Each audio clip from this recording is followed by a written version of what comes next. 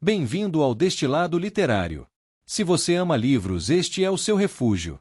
Inscreva-se no canal, curta e ative o sino, para mergulhar em histórias incríveis e ideias que inspiram. Vamos ao destilado de hoje. Hoje a gente vai bater um papo sobre algo que está mudando. Na verdade, já mudou a forma como a gente usa dinheiro, o pagamento instantâneo, direto na tela do celular. O dinheiro de papel está começando a virar coisa de museu. E nesse ritmo acelerado de transformação, o Banco Central do Brasil, o nosso BC, lançou uma novidade, o Drex. Ele é a moeda digital oficial do real e, segundo o BC, é um passo natural nessa evolução toda da tecnologia no sistema financeiro.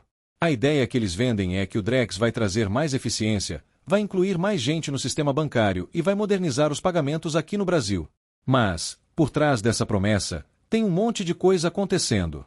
O Drex também reflete interesses que vêm lá de fora, do mundo todo, e ele levanta umas perguntas bem importantes e até críticas sobre a nossa privacidade, quem tem o controle do dinheiro e o próprio poder na economia. O que é o Drex afinal? O Drex é real digital, mas ele é diferente das criptomoedas que a gente ouve falar, tipo o Bitcoin. Enquanto o Bitcoin é descentralizado, sem um chefe único, o Drex é uma moeda digital de Banco Central, o que chamam de CBDC, e ele é inteiramente emitido e controlado pelo nosso Banco Central. Isso significa que o valor dele é fixo, sempre um Drex valendo R$1. E todas as regras, desde a criação do dinheiro digital até como as transações acontecem e a segurança, são definidas por essa autoridade monetária.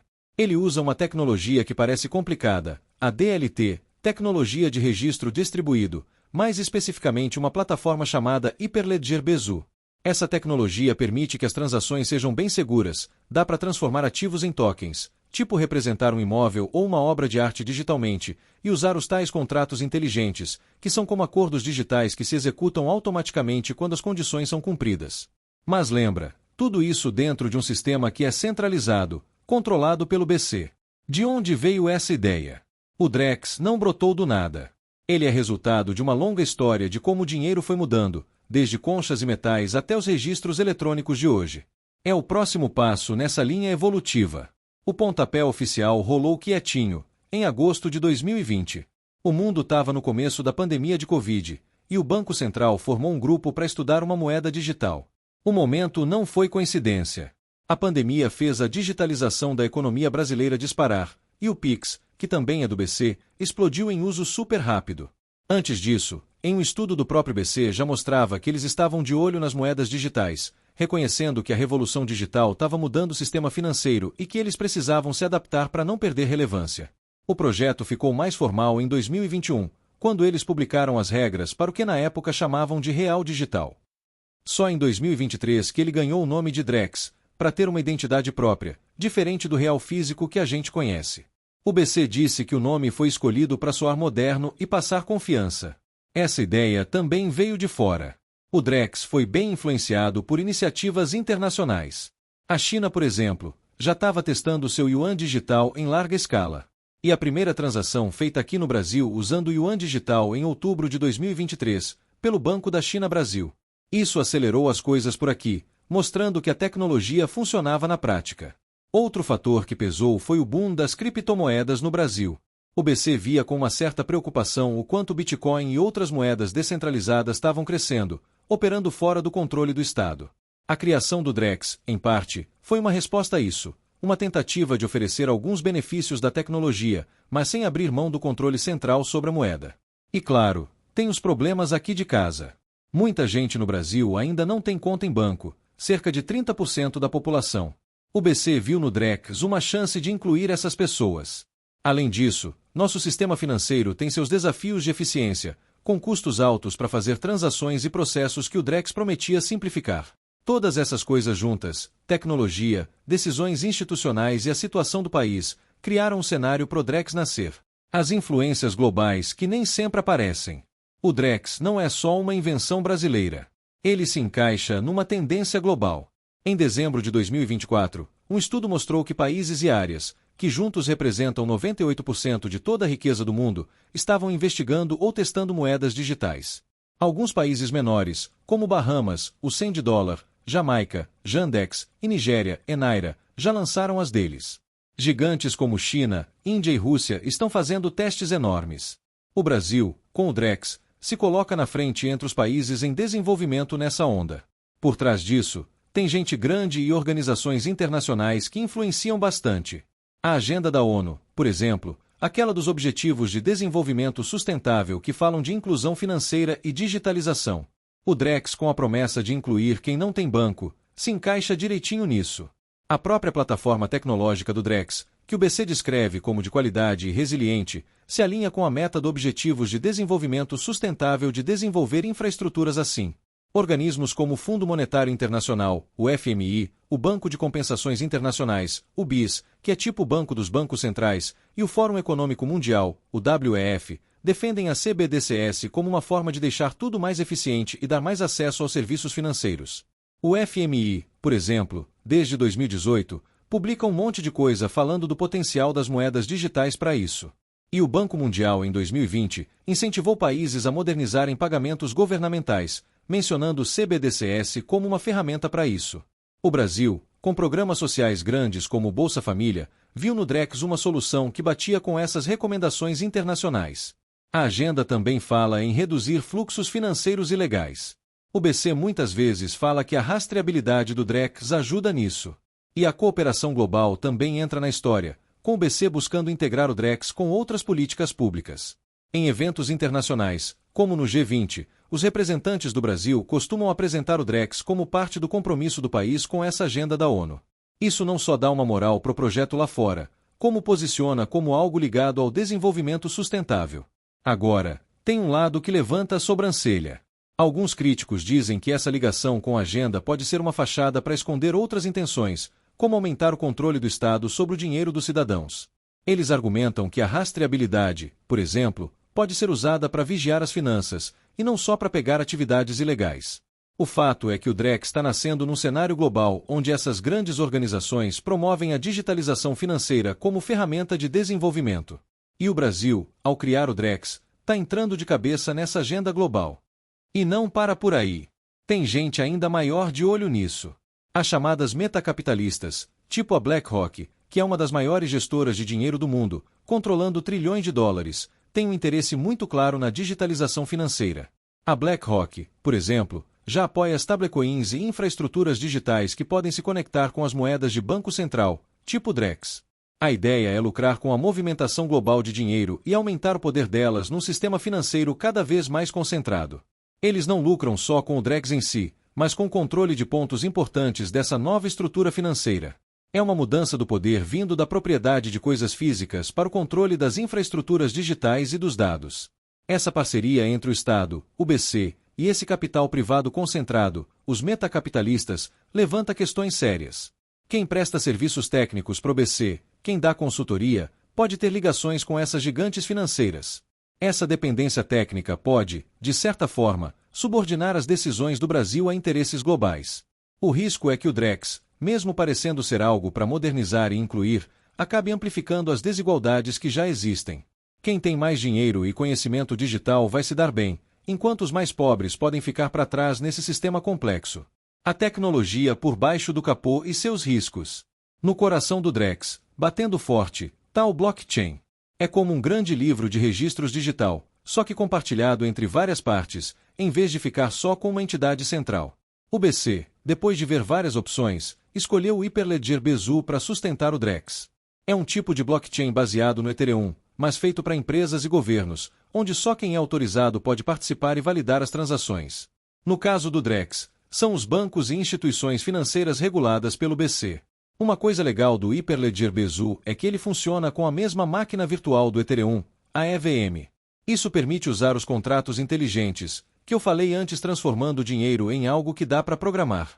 Imagina dinheiro que só pode ser usado para uma coisa específica, ou que é transferido automaticamente quando algo acontece. Ele usa um sistema de consenso chamado IBFT, que é rápido e não gasta aquela energia toda que o Bitcoin gasta para minerar. Isso mostra que o BC priorizou eficiência e controle, em vez da descentralização total das criptos. Mas essa escolha não está livre de problemas. Especialistas já viram umas falhas no Hyperledger Besu. Tiveram problemas de rede depois de atualizações, vazamentos de memória em versões antigas e erros de sincronização que podiam bagunçar a integridade das transações.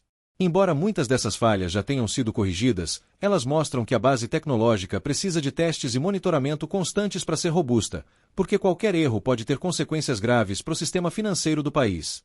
Tem também a questão dos ataques de hackers. Mesmo sendo uma rede controlada, ela pode ser alvo. Dá para tentar manipular transações e conseguirem invadir quem valida a rede, explorar falhas nos contratos inteligentes para roubar dinheiro, ou até sobrecarregar o sistema para tirar ele do ar, ataques DDoS.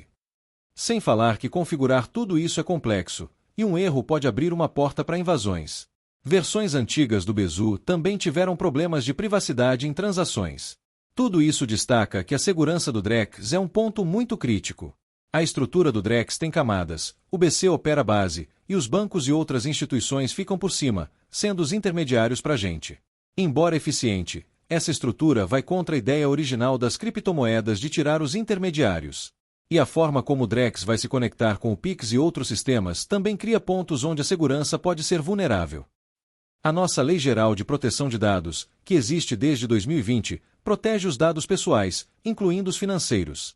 Mas ela tem exceções grandes para segurança, defesa e investigações.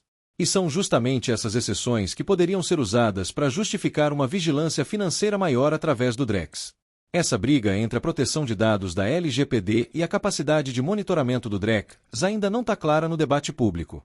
E o controle que o Drex pode dar vai além da simples vigilância. O dinheiro programável, que parece uma inovação bacana, também permite colocar restrições diretas em como as pessoas usam o dinheiro delas. Contratos inteligentes poderiam impedir quem recebe benefício social de gastar em certas coisas não aprovadas, ou limitar o quanto alguém pode transferir sem autorização. Tecnicamente, é fácil fazer isso, mas muda completamente a relação entre a gente, nosso dinheiro e o Estado.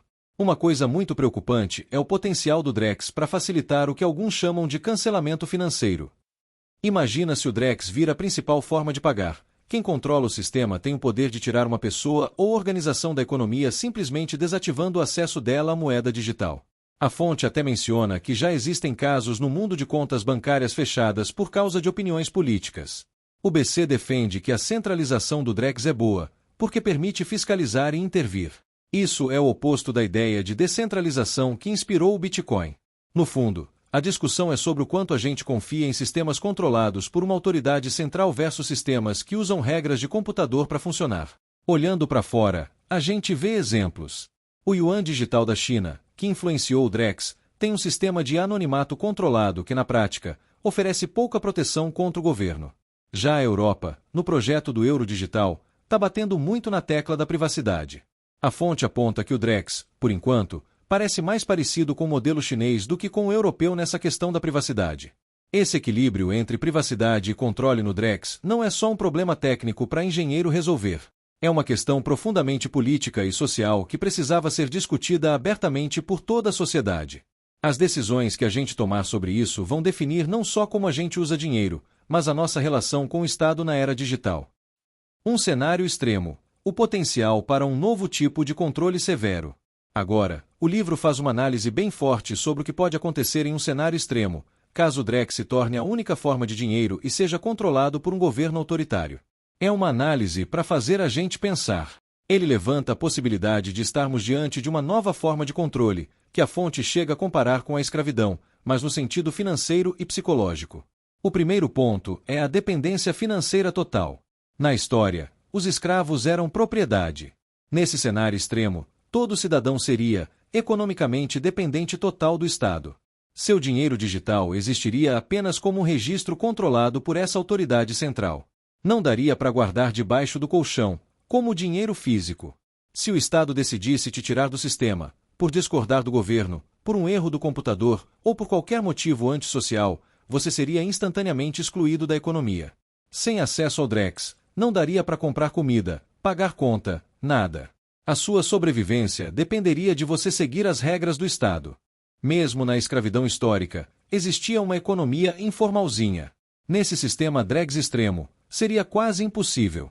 Toda transação seria rastreada, monitorada.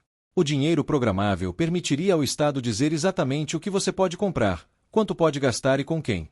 E a inteligência artificial entraria para amplificar esse controle. Algoritmos poderiam mudar seu orçamento permitido baseado no seu comportamento. Foi num protesto. Gasto limitado. Criticou o governo. Perde acesso a certas coisas. Visitou um lugar considerado suspeito. Dinheiro congelado para investigação. Quem depende de programas sociais seria totalmente vulnerável, com o dinheiro vindo com regras super específicas de onde gastar. Até o trabalho poderia ser controlado, com o salário dependendo não só do que você faz, mas do seu comportamento fora do trabalho. Essa forma de controle seria perigosa porque viria disfarçada de conveniência. Seria fácil pagar tudo automático. A tecnologia seria vendida como liberdade, mas estaria criando laços digitais mais sofisticados do que correntes físicas. Tem também o lado da vigilância e do condicionamento. Em regimes autoritários, o monitoramento seria constante, e a inteligência artificial agiria como um capataz digital. O livro fala de condicionamento pavloviano, igual aos cachorros que aprendem a responder a um estímulo. O sistema criaria um esquema de recompensas e punições financeiras imediatas. Comportamentos que o governo gosta, comprar produto nacional, economizar energia, dariam bônus. Comportamentos que ele não gosta, comprar importado, gastar muito com lazer, interagir com pessoas marcadas, dariam penalidades.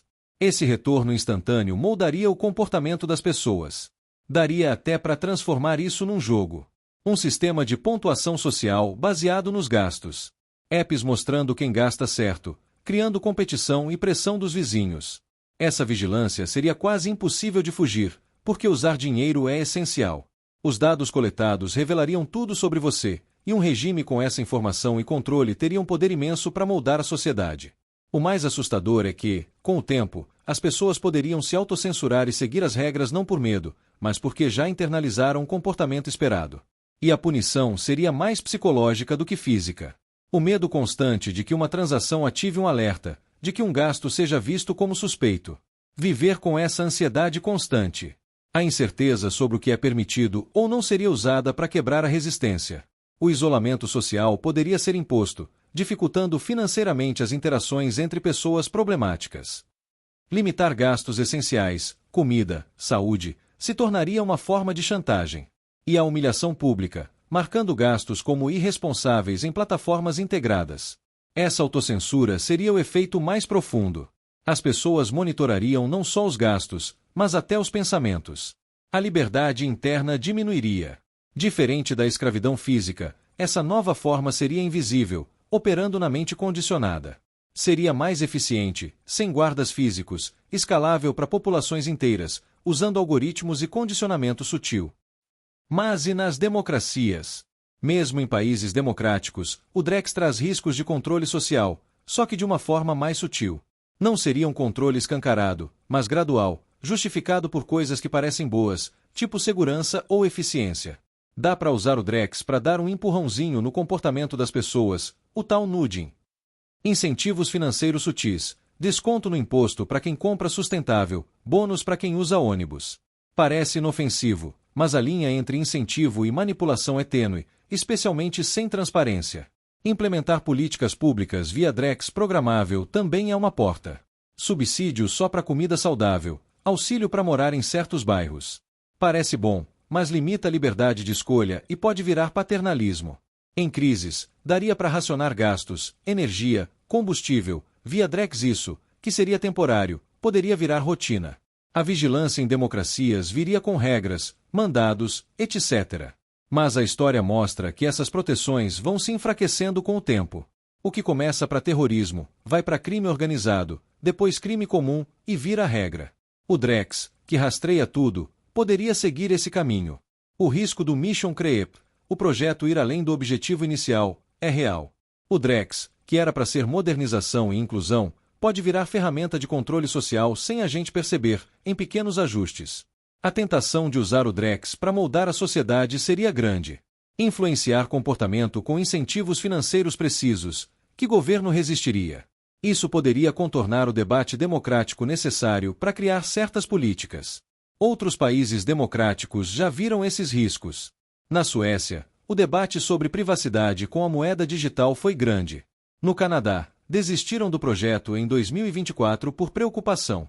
Isso mostra que o controle social via moedas digitais é uma preocupação legítima e que a gente precisa de proteções fortes. Tem jeito. Resistência e alternativas. Diante de tudo isso, é importante pensar em como a gente pode resistir e quais alternativas existem para garantir nossa liberdade financeira. Não é ser contra a tecnologia, mas querer que ela seja usada de um jeito que respeite a gente. As criptomoedas descentralizadas, tipo Bitcoin, são uma alternativa direta ao modelo centralizado do Drex. Elas foram criadas justamente para fugir do controle do Estado sobre o dinheiro. Nenhuma entidade única manda na rede, o que dá uma proteção contra abusos. Claro, elas têm problemas, o valor muda muito, são difíceis de usar para muita gente e a regulamentação está apertando. Sistemas de pagamento diretos entre pessoas, peer-to-peer, operando em comunidades, podem surgir como forma de resistência, criando uma economia paralela mais difícil de vigiar. E pasme, o bom e velho dinheiro físico, notas e moedas, é uma forma surpreendente de resistência. Ele é burro, não rastreia, não pede para onde você vai gastar. Por isso, tem gente defendendo o direito de continuar usando dinheiro físico. No Brasil, já existe até um projeto de lei para proibir que o papel moeda seja totalmente substituído por moedas digitais. Outra frente é a tecnologia de privacidade financeira, tipo as provas de conhecimento zero, que o BC do Drex diz que vai usar. Moedas focadas em privacidade, como o Monero, já usam isso, mas acabam sendo visadas pela regulamentação. Lutar por proteções legais e institucionais fortes dentro do próprio sistema Drex é essencial. Limites claros para vigilância, exigência de mandados judiciais para ver dados financeiros, regras para não discriminar ninguém por causa dos gastos e fiscalização independente. A garantia de escolha e interoperabilidade é crucial. O Drex não pode ser a única opção. Ele precisa coexistir com o dinheiro físico, bancos tradicionais e talvez até criptomoedas reguladas. Ter opções força o Drex a respeitar a privacidade e a liberdade do usuário. E claro, educação. Quanto mais a gente entender como esses sistemas funcionam, os riscos, as capacidades, melhor a gente consegue proteger a privacidade e a liberdade. Isso vai além da parte técnica, é entender os impactos éticos, sociais e políticos. A gente pode aprender com países que disseram não a CBDCs. Nos Estados Unidos, a preocupação com privacidade levou a proibições, e até o presidente Trump assinou uma ordem contra. Países como Canadá, Dinamarca e Suíça, mesmo sendo tecnológicos, decidiram não avançar com seus projetos de CBDC de varejo, dizendo que os riscos eram maiores que os benefícios ou que as soluções atuais já funcionavam bem. O Equador e o Senegal até cancelaram projetos depois de começar. Essa resistência não é medo de tecnologia, é um olhar crítico para garantir que essas inovações sirvam a gente e não facilitem novas formas de controle. Conclusão: o Drex está chegando, e ele é muito mais do que só uma nova forma de pagamento digital. Ele tem o potencial de trazer eficiência e incluir mais gente, sim. Mas também abre as portas para um nível de controle e vigilância sem precedentes. Tem influências globais fortes, a tecnologia por baixo tem seus riscos, e a combinação com inteligência artificial pode ser algo que a gente precisa entender muito bem. Não é só uma questão técnica. É sobre quem tem o poder, sobre a nossa privacidade e sobre liberdade. A gente precisa debater isso abertamente, entender os rumos que o real digital está tomando e participar dessa conversa. O futuro do dinheiro no Brasil e, de certa forma, a nossa sociedade nas próximas décadas vai depender das escolhas que a gente fizer agora. Mais do que opiniões, a informação é essencial. Boa leitura!